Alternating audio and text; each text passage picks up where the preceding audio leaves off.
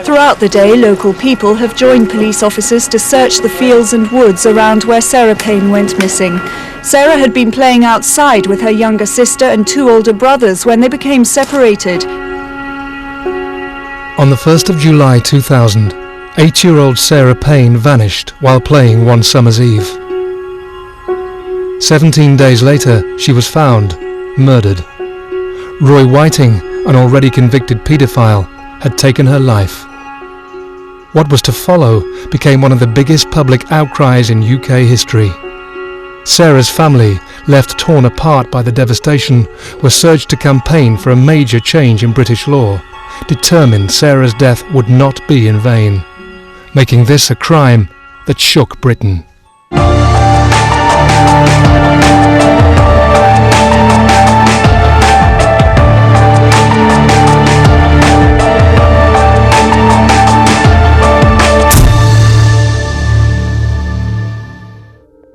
She said, "Have you got Sarah?" And then the boys chirped in, and, you know, "I can't find her." So it was that quick. It was just that quick. Once separated from the other children, police believe she may have become lost. They say there's no evidence to suggest that she's been abducted. The only time he took his eyes off was just to turn around to make sure Charlotte and Luke were okay. In that time she'd gone. He was seconds behind her.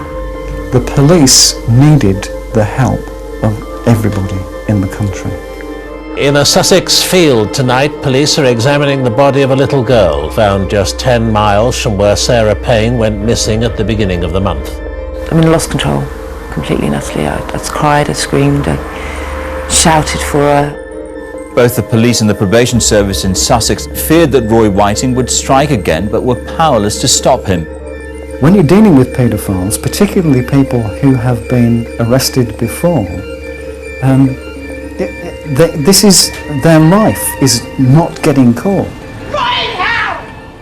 Like I say, you just get worse because you're actually saying it out loud to somebody, you know, my daughter's missing.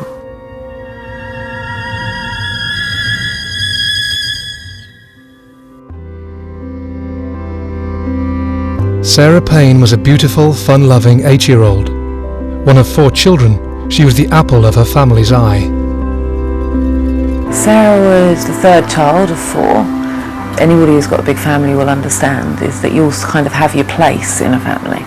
And I guess Sarah was really the imagination. She was the first girl to come along, so it was fairies and pixies and dolls and, you know, pretty things, because she was the first girl born for a long time into the family.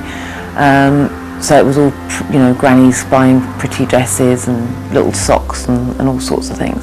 So she was very much a girly girl. She didn't need to be robust because she's, you know, two big brothers. And then when her little sister came along, her little sister decided that she'd be the tomboy, thank you very much, and that was it.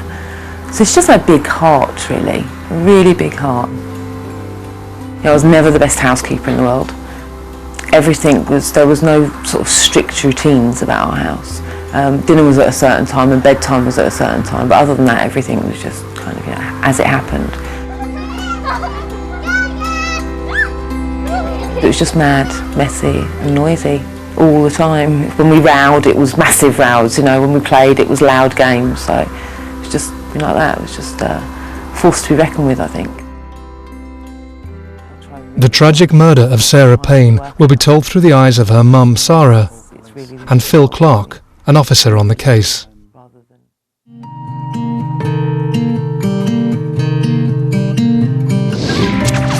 Saturday morning in the Payne house. As Mike sleeps off his night shift, Sarah heads to work at a local pub with Charlotte and Sarah. Took the girls to work with me in the morning, as I normally did on a Saturday. It was a massive garden there, so I loved to play out there with the, you know, daughter of the landlady and that. Got back and just, you know, packed everything up, packed the kids in the car and just headed for the coast. The Paynes make the journey to West Sussex to spend the weekend with Mike's parents. Well, it was July, it was quite hot. We hadn't been to see Terry and Les for quite some time. We always used to go sort of once a month at least, go and have Sunday dinner and that kind of thing. Just an off-the-cuff decision, really. It was a nice weekend. We hadn't had anything planned. Grandparents Les and Terry quickly greet the family as they arrive. As food is prepared, the family settles in. Everything ready. Dinner almost on the table. Get in, have a drink, say hello, catch up quickly, have dinner all together. Kids go out to play, sort of in the garden, clear up, and just normal family life, really. With the warm afternoon drawing to a close, Sarah and her family take a walk to the seafront after dinner. We decided to go for a walk along the beach with the children because I'd promised them. Terry had wanted us to see a friend of his house. He'd been doing up a house in the village, so we decided to walk along there. And that's obviously when the children asked if they could stay at the beach. But what happens next is to change the Payne family forever. We stayed with them for a little while. We threw some pebbles in, and they just wanted to stay there. You could see it was a lovely, beautiful evening. The boys had been allowed, because they were 13 and 12, so they'd been allowed to explore by themselves a little bit over the last sort of year or two. So they knew their way around. And they asked if the girls could stay. The girls were begging if they could stay. And it was it's just one of those moments in life where you make a decision about these things, don't you? When your children come to a certain age, you just decide whether it's okay or not. You know, they had strict instructions to exactly as Lee said. He was the oldest. If they got bored or tired, they would just stroll back to Nanny's. And just my last memory of Sarah is just her playing and screaming around the beach and waving to me as I sort of, left the beach.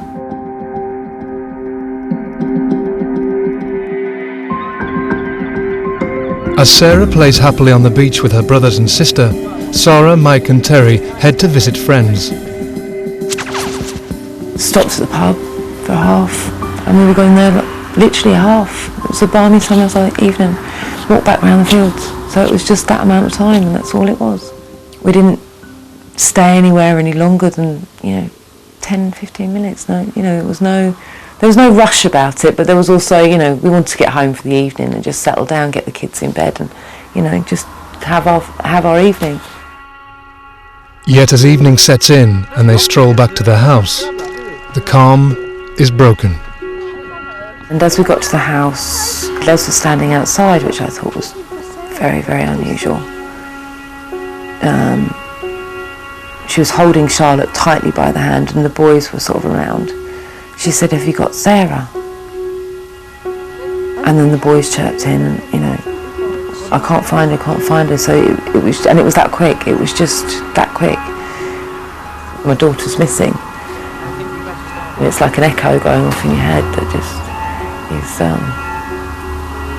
uncontrollable fear, just real fear.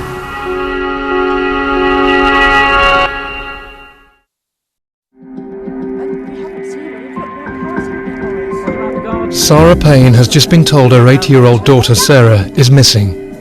After playing with her siblings less than 150 yards from her grandparents' home, she is now nowhere to be.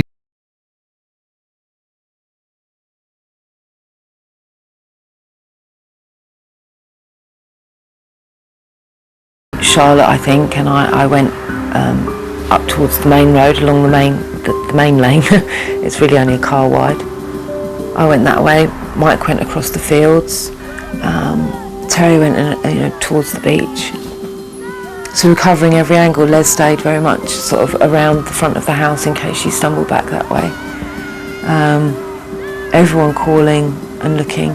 I got to the end of the road and realised there's just no way. She was a timid child. She couldn't even play hide and seek for more than 2 minutes without coming out and saying, "Why haven't you found me yet?" So she wasn't a child that would do those kind of games. The family comb the countryside, fearful that their little girl is out alone. And as the shouts echo across the fields, Sarah pieces together her family's last movements. They'd gone to play in the field, as they'd done on many occasions. The corn was high, so it was, a brilliant place to play. Sarah had stumbled and fallen, got in a little bit of a tantrum, decided she was going to go back to Nanny's house. Lee had followed her. Same time Charlotte had fallen and stumbled as well, so sort of one boy's attention was on one and the other boy was on the other. They did everything right, everything. Lee never took his eye, the only time he took his eyes off was just to turn around to make sure Charlotte and Luke were okay. In that time she'd gone.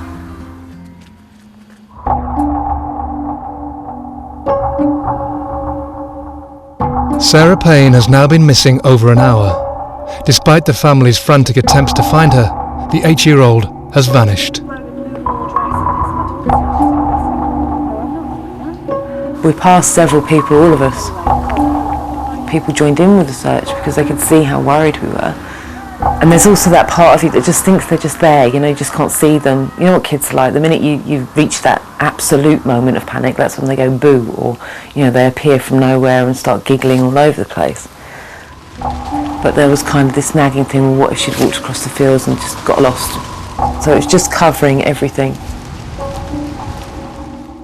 With no leads and darkness closing in, Sarah faces the painful realization that extra help is now needed. She said, look, we've got to call the police. She doesn't know where she is. She's lost. God knows where she is.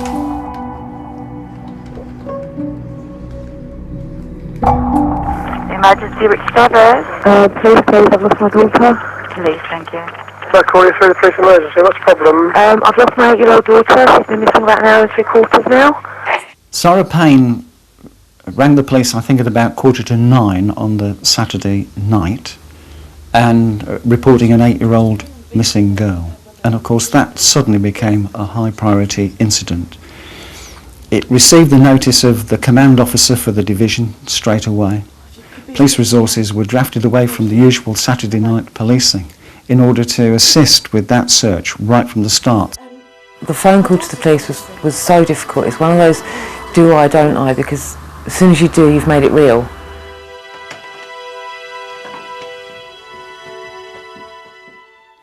My very first thoughts were that potentially we got an extremely big policing operation on hand, and that was going to take all the resources that Sussex Police could muster. It just get worse because she was actually saying it out loud to somebody, you know, my daughter's missing, and like I say, just thank God they took her seriously.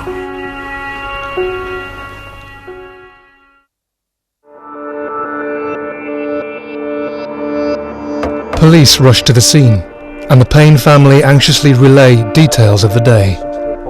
As soon as the police came, they sort of got the family back to find out exactly what had happened and everything else.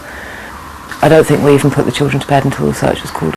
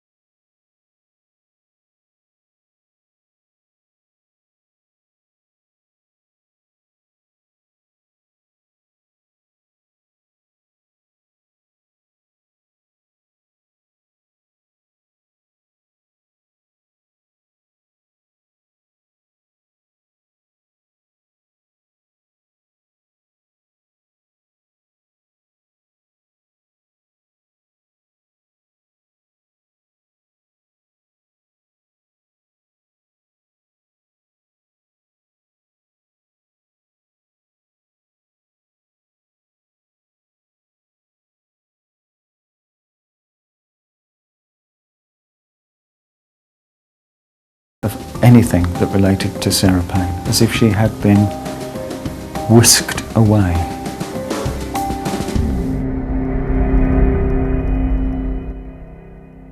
But as the search for Sarah intensifies and more manpower is drafted in, her brother could hold the key to her disappearance. Really, it was just a case of, you know, talking to each of the boys, find out in detail what was going on. And then Lee pulling me to one side and saying, Mum, I did see something, but I don't know whether to say or not. And he'd seen a van and a car.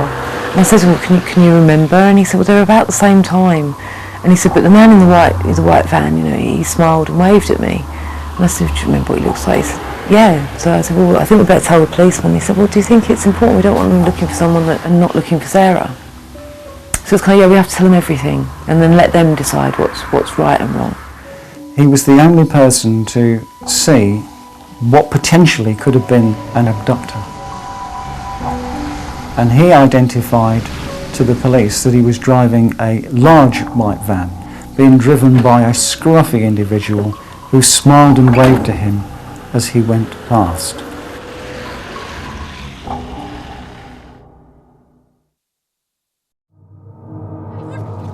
Hurry over there! 80-year-old Sarah Payne has now been missing for over 24 hours. Whilst playing in a field with her siblings, she has vanished from sight. The scale of the police hunt is now escalating as the hours tick by, and officers are desperate for any clues that could help find the little girl.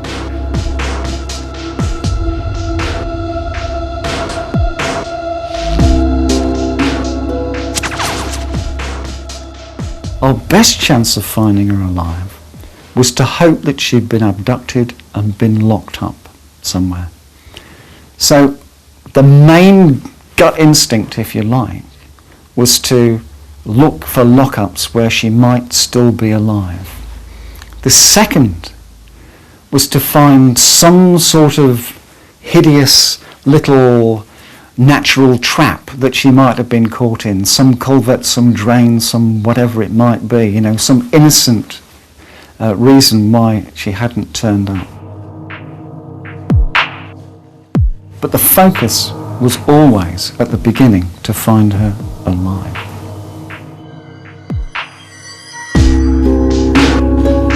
Members of the public are now offering to help search in their droves, all praying Sarah is found, safe and well.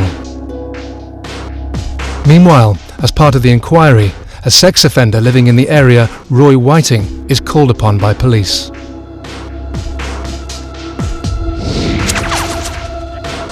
If this little girl had been abducted, there's obviously the usual suspects. You've got to sort out who is the most likely.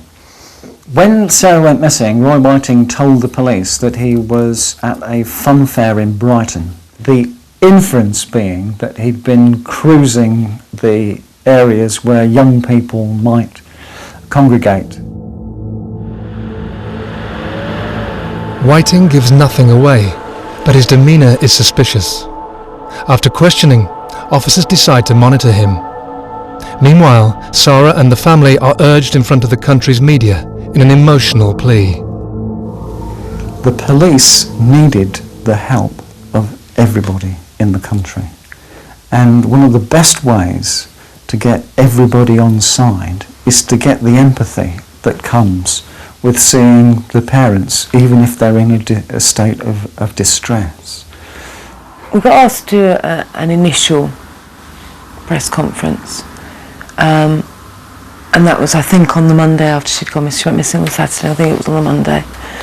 And we went in to see Martin Underhill, and he tried to give me sort of what I should say, you know, tried to help me write what I should say and that kind of thing. And I looked at him and I just said, I can't, you know, just tell me what you need. What do you need from this? And that was the obvious thing to do, and it was done very early. I think the first time that the Payne family made an appearance was on the Tuesday morning, if I remember rightly. We've got lots of people, hundreds, Sarah. You wouldn't believe how many people are coming, but they're coming, and it won't be long.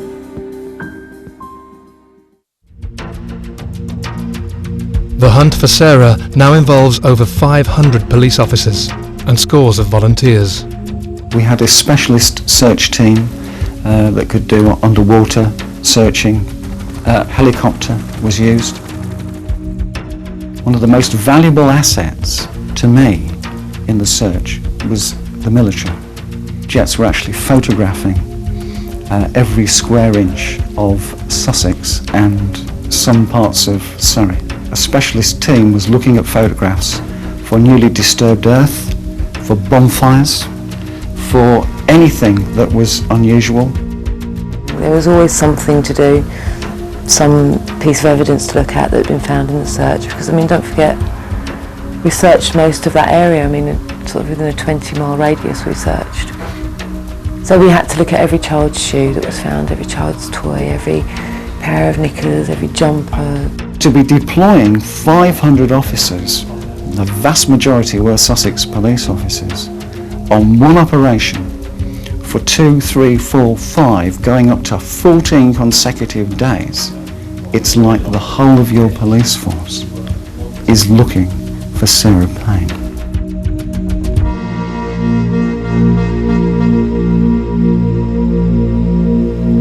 The hunt for Sarah is quickly turning into one of the biggest media cases in recent history. Her image is used across newspapers and television reports nationwide in a desperate plea for information. As a result, the leads into the search for Sarah come in thick and fast. By the time that we'd got to Wednesday, there was over 10,000 pieces of information coming into the Casualty Bureau. That's not 10,000 phone calls, that's 10,000 phone calls that have actually got pieces of information on the back of them. I remember quite well a sighting of Sarah Payne in the company of a gentleman at Knutsford Services, I think on the M6. It was such a powerful piece of evidence that an awful lot of store was put in that she was either in the Midlands or had been taken up north. There were always sightings of her. There was one particular sighting which really gave us joy and hope, and as soon as I heard the woman speak, I knew that it wasn't Sarah. Days now turn into weeks, and despite no positive sightings of Sarah, the nation prays for her safe return. Sarah and her family draw strength from the support. We needed to maintain a very close link with the family. So not only were people appointed as family liaison officers, but they'd actually been trained to do the job. And the job is to support the family, to actually be able to interpret what is happening from the police perspective. And it's a very, very difficult job because you get so close to people at a time of great, great stress that you start to share their stress with them and you start to share their burden. I needed to know what was being reported by the family liaison officers and whether or not there was anything that was coming out from the family that could actually help us with the search for Sarah.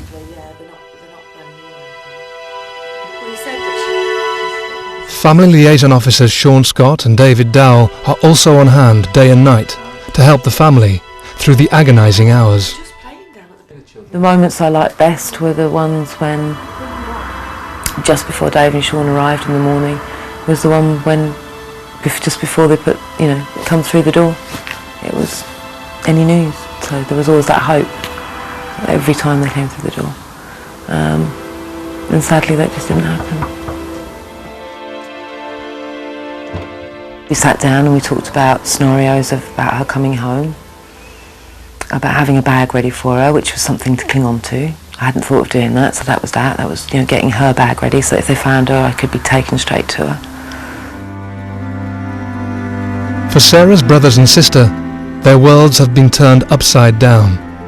They were the last people to see the 8-year-old and are now desperately keen to make sure their sister is found. I couldn't tear the other children away from the news at all. They just had it on 24 hours a day. And every day they were coming up with scenarios to get the press involved, to do this, to do that, wherever they looked, So it was, it was a real challenge to keep them occupied as well. They went to the police station, the police were fantastic with them, showed them all the computers, photo fits with Lee.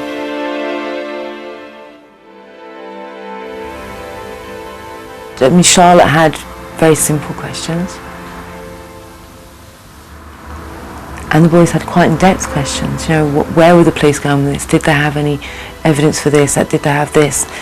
You know, Lee was like, did you chase up the green car? You know, did you find the man that I saw? And that was from no pushing from anyone, it's just they needed to be part of that. It was their sister that went missing.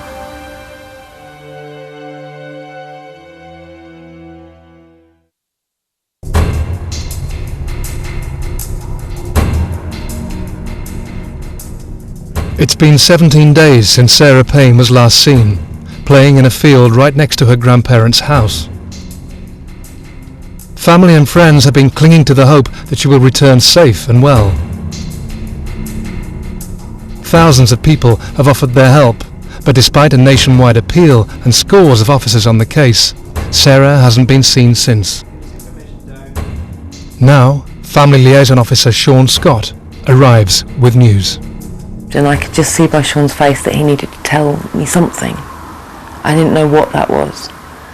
I soon had a good idea that it was serious, and I didn't want that moment to come. When it came to it, I didn't want it to come. Sarah? I kind of knew what was coming, I just couldn't let him speak. Michael arrived and Sean quickly sat him down, and I didn't realise the urgency of it. They'd found a body. Got some news. We found the body of a child.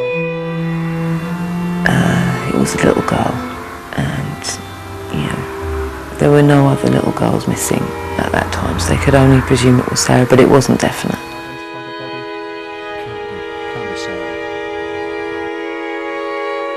And at that same moment, it was announced on the news. So unfortunately, the entire family heard it at exactly the time we heard it in the garden. The children were rushing out the back door, and the rest of the family were kind of behind them, and is it true, is it true? None of us were sure it was her. We had to wait for testing, and somebody had to go and view the body, and all those things. And then again we started doing the glimmer of hope. You know, we started it all over again.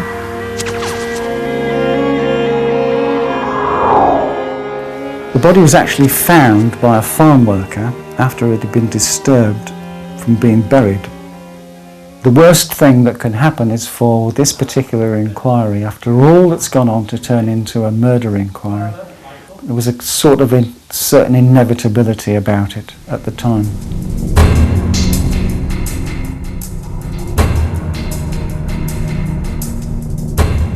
A swift forensic examination is ordered and the body is identified. Sean came to me and he said, you know, we are 1,000% sure, because they'd done the DNA, the coroner had worked so hard really quickly because he knew the situation, and everyone had. I was determined, I was absolutely determined that nobody else could possibly know it was her. I needed to see for myself. So Sean said that he would go first, and he would come back and he would describe it to me, and if I still wanted to go, then he would go with me. It was late afternoon by the time he came back, and he was in pieces. I could just see just a shadow of the man that I saw just a few hours ago. And I knew at that point that I couldn't go and see her like that, and I knew it wasn't right to. And I didn't think that she'd want me to. I felt really guilty at not going though. Isn't that silly? Just felt so guilty for not going. And then there was this big why question again. I knew that she wouldn't have fought, and I knew that she wouldn't have struggled. So there would just be no reason.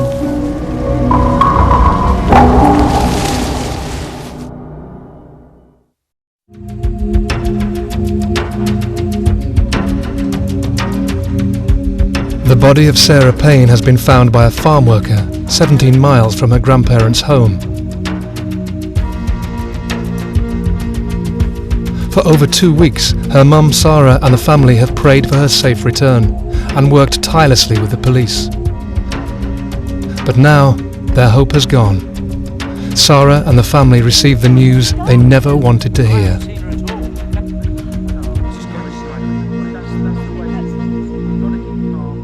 you know, all sorts of things going around in my brain at that time then. I mean, I knew that she'd died. I knew that she died quickly. That was a saving thing for me. She hadn't suffered for ages. And then there was this big why question again. You know, I knew that she wouldn't have fought, and I knew that she wouldn't have struggled. You know, even if she'd done it initially, she'd never need strength in her to push anyone around. The emotion at this stage is huge sadness, absolutely enormous sadness. The fact is, it became clear that we had an offence, serious offence, to detect.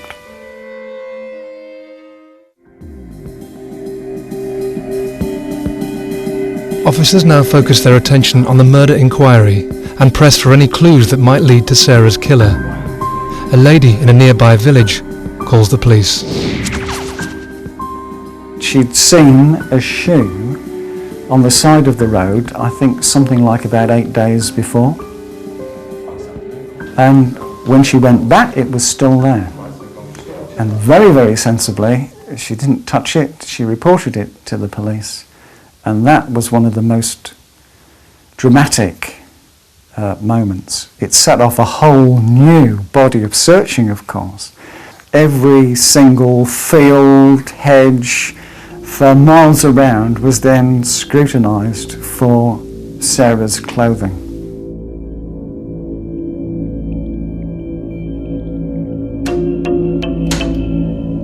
Three days later, in an unusual twist of fate, Roy Whiting, who was questioned a couple of weeks ago, comes to the attention of the police once more. He was put under surveillance. It was during that surveillance that he stole the motor car. Telegraph 222, we've got a white Nova southbound in...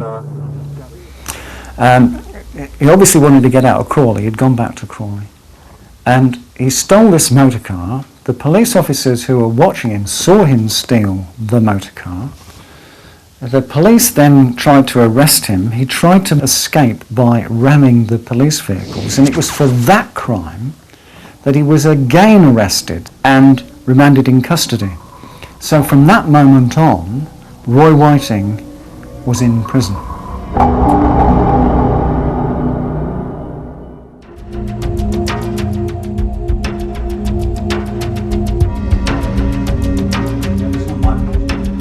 As Whiting sits in custody for a separate offence, police question him on Sarah's disappearance again. Once Sarah's body was found, Roy Whiting was the prime suspect. It was imperative that he needed to be rearrested and spoken to again in the terms of the murder inquiry. When Peter Kennett took over the investigation, that's when it turned into a murder investigation. Every single day he tried to get his officers to prove to him that it wasn't Roy Whiting, because his name just kept coming up. Even if it was only on the premise of coincidence and happenstance and all the rest of it, the coincidence by this time was enormous.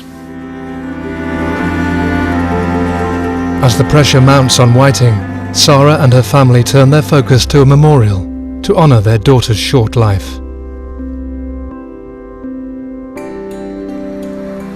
The outpouring of grief could easily have been turned to anger, and that's what people were saying to me.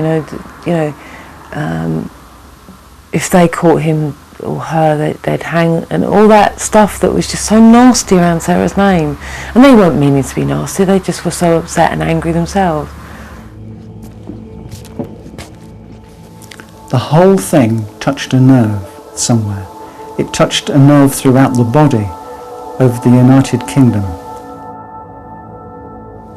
I think since that time there's been some really notable cases that have kind of followed suit.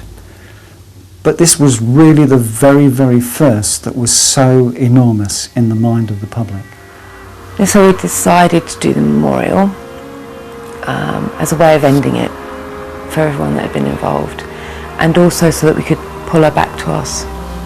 We'd given so much of her away, and although that was entirely the right thing to do, I don't regret any of those decisions to this day. it's also very hard when an entire country has ownership of your daughter, and what you want to do is you want to go away to a little corner and just mourn and just deal with life. Mourners flock to pay their respects to Sarah, and through all the heartache, her mum vows that the loss of her beautiful daughter will not be in vain. She begins to research the law and the rights of sex offenders. There were vast things that were really wrong with the system. And that's where we started learning that it wasn't just one thing that needed changing. It was entirely right that parents had the right to know. You know, in America they're told whether they want to know or not. And it all just seems so wrong and so pointless and so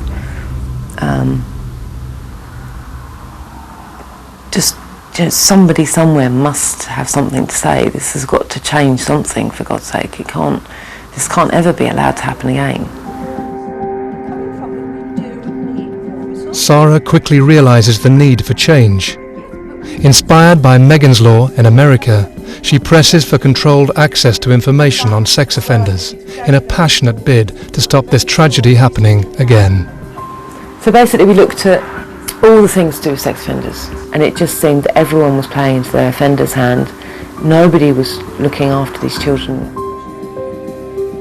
We found that the police's hands were tied an awful lot of the time when it came to offenders.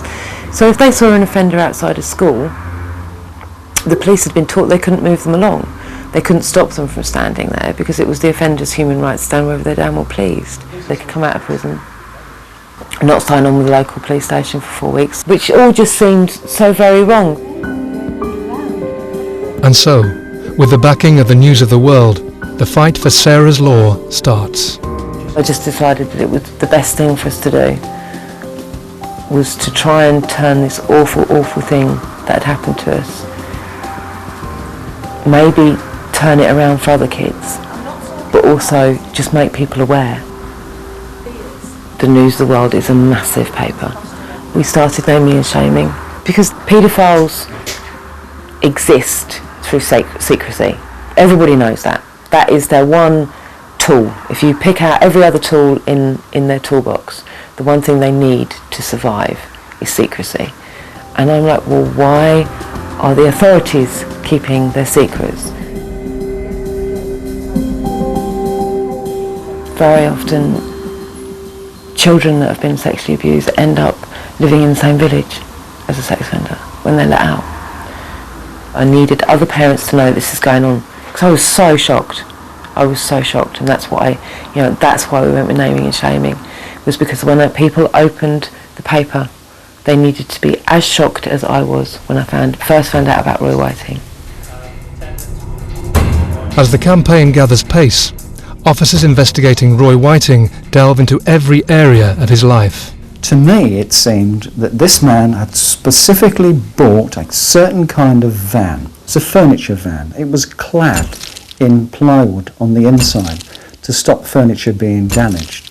And then when you've done something in it, you just strip out the plywood and burn it. You know, he was definitely forensically aware. When you're dealing with paedophiles, particularly people who have been arrested before, this is their life is not getting caught, so they know about forensic evidence. But in actual fact, 2 hairs, Sarah Payne's hairs, were found in the van. Forensic tests on the van have brought a major breakthrough. However, Whiting's link to the murder isn't going to end there. The black shoe found 3 days after Sarah's body now reveals evidence, incriminating him even further. The shoe was found and it had this fibre on it, which took a long time but was subsequently tied in with fibres on clothing found in Roy Whiting's van. All the coincidence in the world can't get away from that, because nowhere, never, had Roy Whiting ever said to anybody that he had been in the company of Sarah Payne. And that was one of the main pieces of forensic evidence that came forward, and I think in my mind was the crucial piece of evidence. If that shoe hadn't been found, Roy Whiting could be at large today.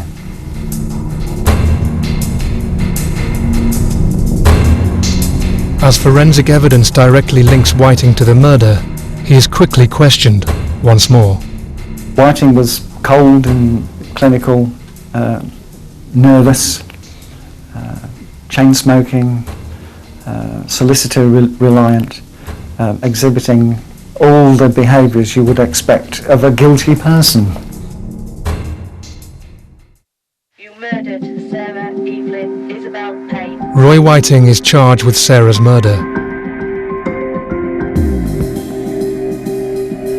As he awaits trial, Sarah steers her campaign and sets about changing the system in child protection. And so we changed everything in a little way. So things like the 4 weeks before they sign on, we brought it down to 72 hours. Signing on in person, they didn't have to do that before. With a photograph now. A photograph may be taken every year. It doesn't have to be, but it may be taken every year. Fingerprints may be taken every year. Doesn't have to be, but they can if they want to. I mean, we've tightened everything now. Everything's tightened. The most fantastic thing that came out of those early meetings, it was the agencies working together. Finally working together.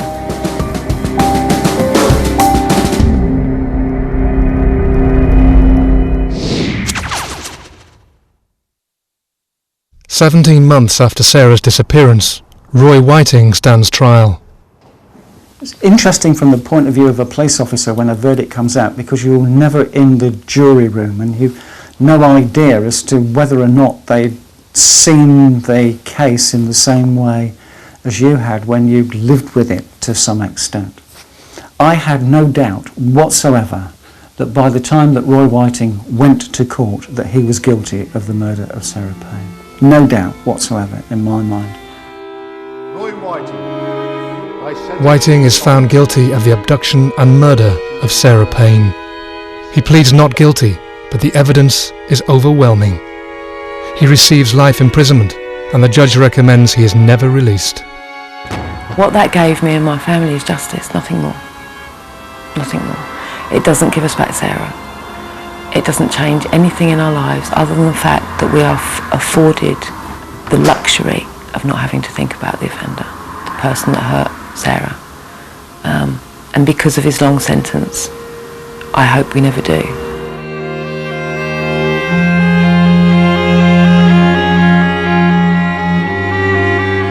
Sarah Payne's fight for justice since the murder of her daughter has been relentless, and the changes still being made through her sheer determination are all steps in better protection for children. I just couldn't imagine how a man could have a previous conviction for hurting a child and still be living in a village with children. You know, still be living in a seaside town, for God's sake. There will always be those that want to hurt children. I don't understand them, I don't want to understand them. I know how they work because I've had to learn. I know what works when it comes to treatment with them. And the only thing that works is for you to stand in between that offender and a child. That's all that works. The man who murdered Sarah Payne is behind bars, but that will never stop her family fighting to prevent it happening to anyone else. Legislation is becoming stronger, but does this prevent another tragedy? Well, I don't think that you can ever legislate for what peculiar people do, and the more difficult you make it for people, if they've got a will, they will work at it. They'll work at it like a hobby, they'll work at it like a job, they'll work at it so that they can get to a position where they can do what they want to do. I mean, I hope that somewhere in the future we will find a way of stopping a first offence, of stopping someone from going down that road.